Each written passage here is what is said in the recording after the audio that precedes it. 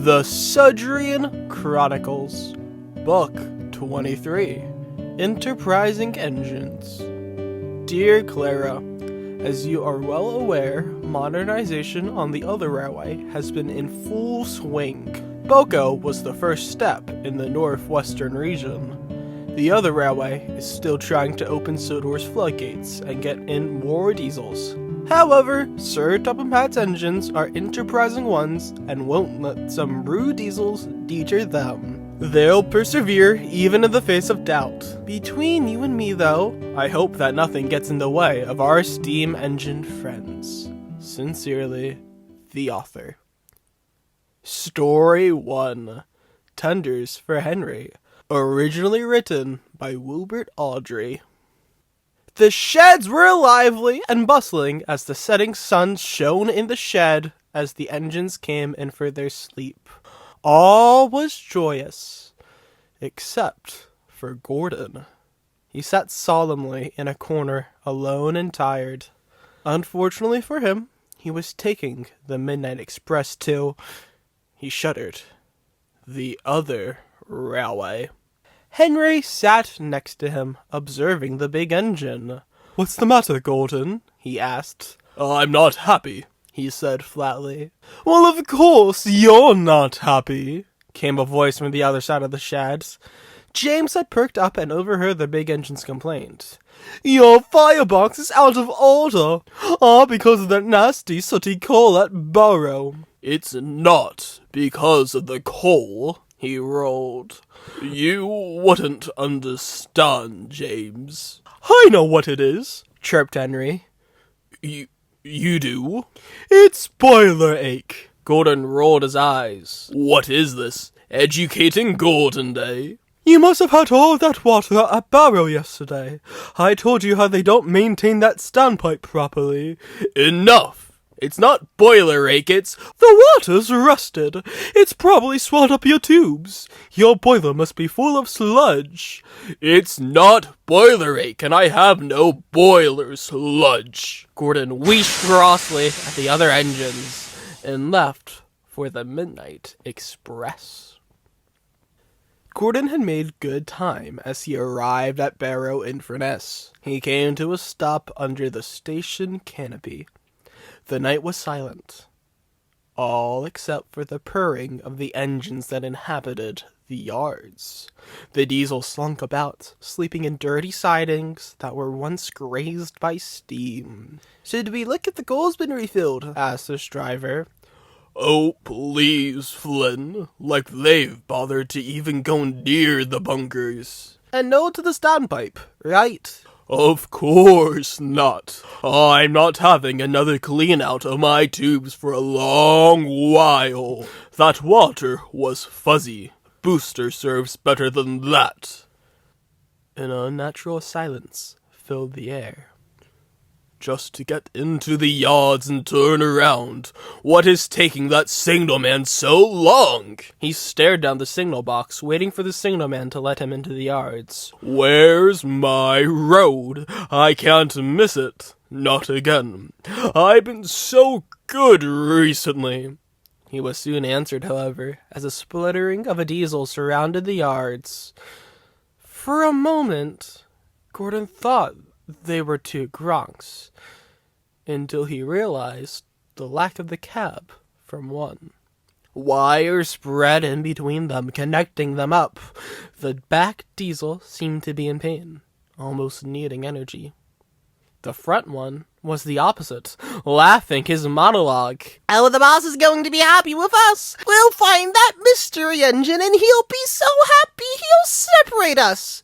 Me and you, Dodge, no more splodge." And they purred deep into the yards. Gordon shuddered at the thought of going into the yards now and seeing that thing. His connection soon came instead. A sleek blue and yellow diesel rolled into the opposing platform. Well-dressed passengers slipped from the coaches, suitcases and business bags in hand, tirelessly trudging over to Gordon's train. The engine smirked a fang smile. "Why, if it isn't Gordon," He grinned widely. Thought someone replaced you and got a diesel.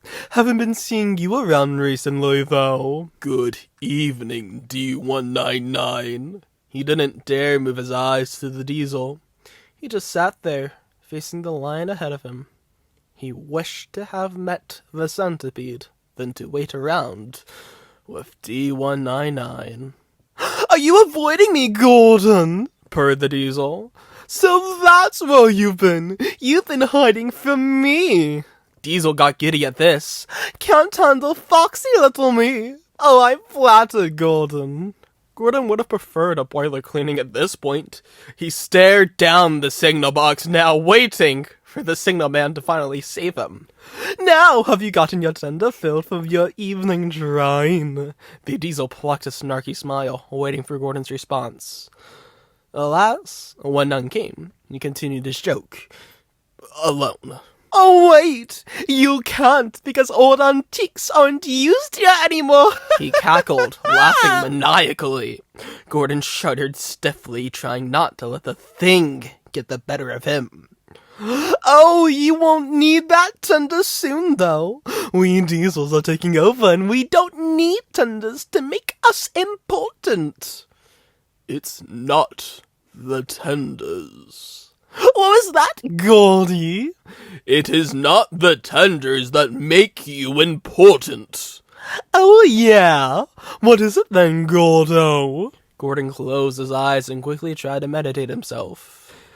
It's a name. A name is what marks your role on your railway. A name, thought Diesel. A name, so your name must be Galloping Sausage! Diesel laughed savagely. It was unnatural for him. Gordon had met D199 many times, and he always was smooth at his talking. This time, it was unnerving. Gordon chose his next words carefully. What's got you giddy, is all he thought of. Oh, you finally asked, he giggled cheerfully. Do you know where I'll be in the next few weeks? Gordon digressed for a moment, then asked, where? Your little region. I'll be off to your little island on trial. We'll abolish steam over there as well. We'll just take it over, just like how we got rid of your brothers and sisters. Me, D7101, and all the others. Taking over Soda. We'll get rid of those square wheels and rusty red scrap iron. And you can't forget that Thomas. Poop, poop, a poop, whistled Gordon long and loud.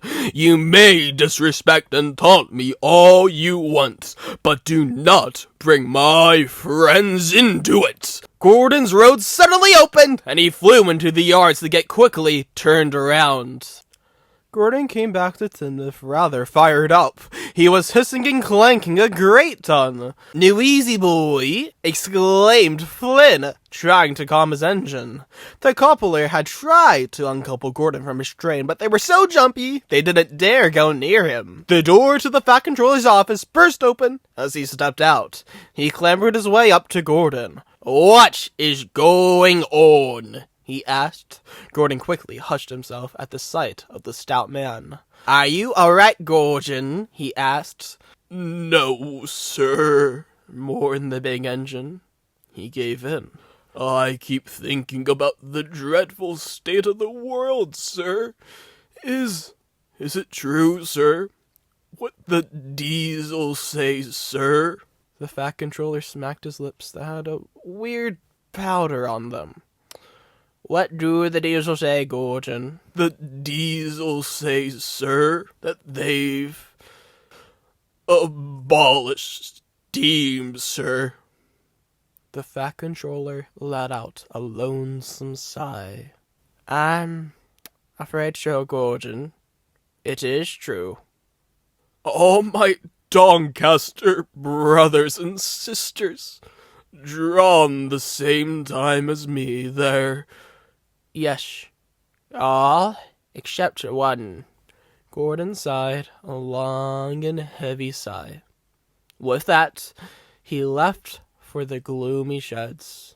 "That poor engine," sighed the Fat Controller. If only we could... Yes! I'll ask his order at once! He ran to his office and picked up his phone. "Mr. Operator, give me Mr. Alipegla!" "Oh, yes, you're right. It is 2 in the morning. What am I doing?" "Oh, I'm just eating donuts, my good sir." "What type?" "Oh, powder donuts. They're delicious." A few weeks had passed, and Gordon still felt depressed. No matter what the engine said, and protests from Henry and James for him to get a good washout, Gordon's mood hadn't changed. One evening, Gordon backed Sally into the grand tin of sheds. His crew snickered among each other as they cleaned their engine over. "What are you two giggling about?" asked Gordon. "Wait and see. They'll be here soon," said Flynn. "What are you—" A shrill whistle rang throughout the yards, which echoed into the sheds. The engines, who had tried to get early sleep, woke up abruptly to the sound. An echoing of whispers arose as an engine with 2 tenders entered from the shed doors and backed down onto the turntable. Gordon could hardly believe what he was seeing. "It's the Flying Scotsman!" squealed James as the shape of an engine, much like Gordon's, followed the tenders. "Gordon!" boomed the grand engine. "It's been so long, brother!" The Flying Scotsman, unable to fit onto the turntable fully with their massive tenders, instead backed into the only line she could get into, right next to Gordon. Engines murmured to each other as they stared in awe at the last 2 A3 Pacifics in existence. Toby and Edward talked to each other cheerfully about family reunions. Percy and James debated on who Flying Scotsman would talk to first. Tuck told Henry about some speed records, but Henry didn't pay mind. He stared coldly at the grand Flying Scotsman. "And who are you?" came a voice. There, at the line next to Scotsman, sat Thomas. "I mean, I know who you are, but what are you doing here?" "I've come to visit my brother," boasted Scotsman. Gordon didn't say anything. He couldn't. He was awestruck. "Gordon's your brother, but you two don't look alike." Well, Gordon was more of an experiment." "Not an experiment," cut in Gordon. "Father tested his design on me first. I came out swimmingly, but they changed it on Great Northern. Bless his soul." "Yes, and I've had a few rebuilds myself.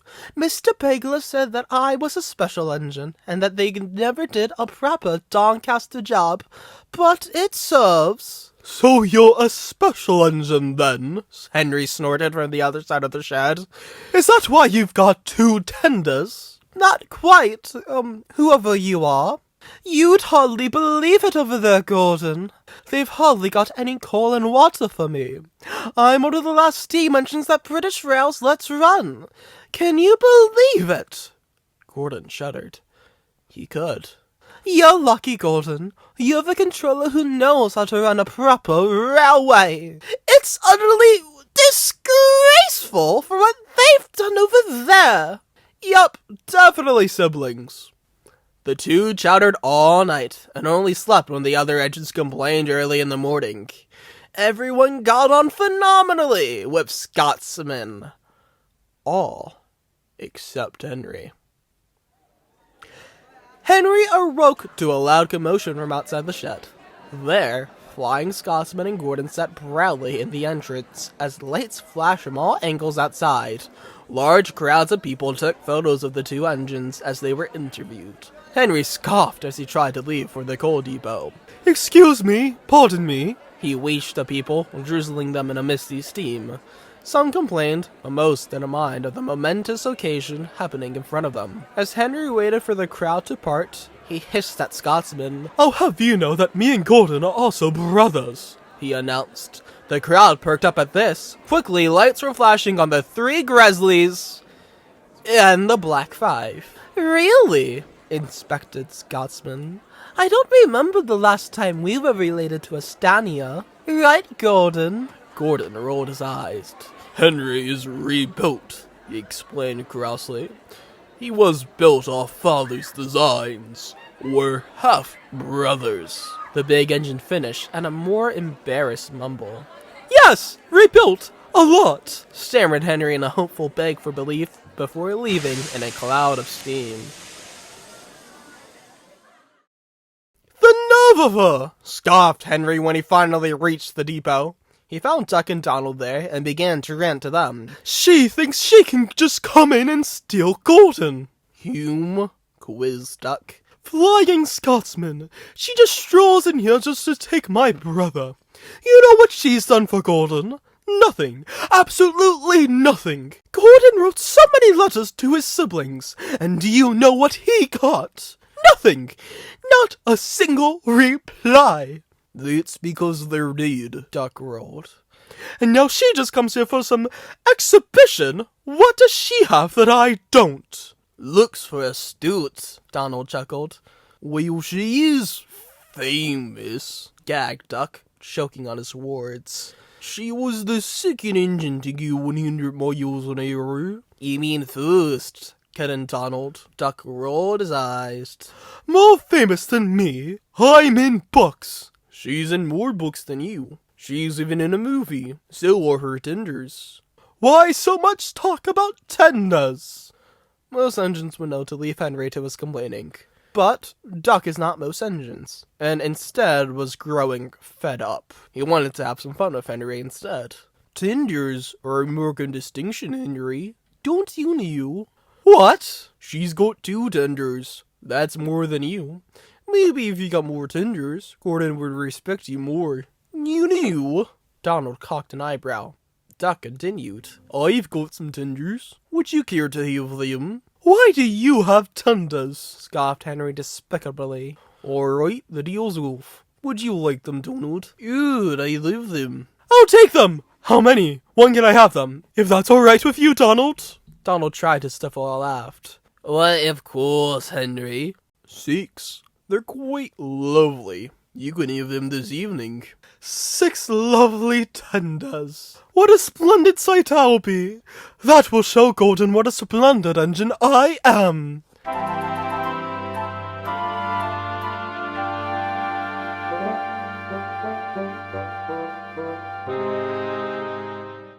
Henry was excited throughout the day. Are they ready yet? He asked Duck for the umpteenth time. Not yet, Duck would say. Just go behind the shed like I told you to, and they'll be ready. Word had gotten around, and the other engines were excited as well. That evening, a group of men and engines sat at Tinmouth Station, waiting to see Henry's lovely tenders. I'm sorry about him, said Gordon to Scotsman. Oh, I don't mind, told Scotsman. I'm excited to see how he'll pull it off. Not as splendid as you! A line of trucks hid Henry and Duck from view. The two were talking.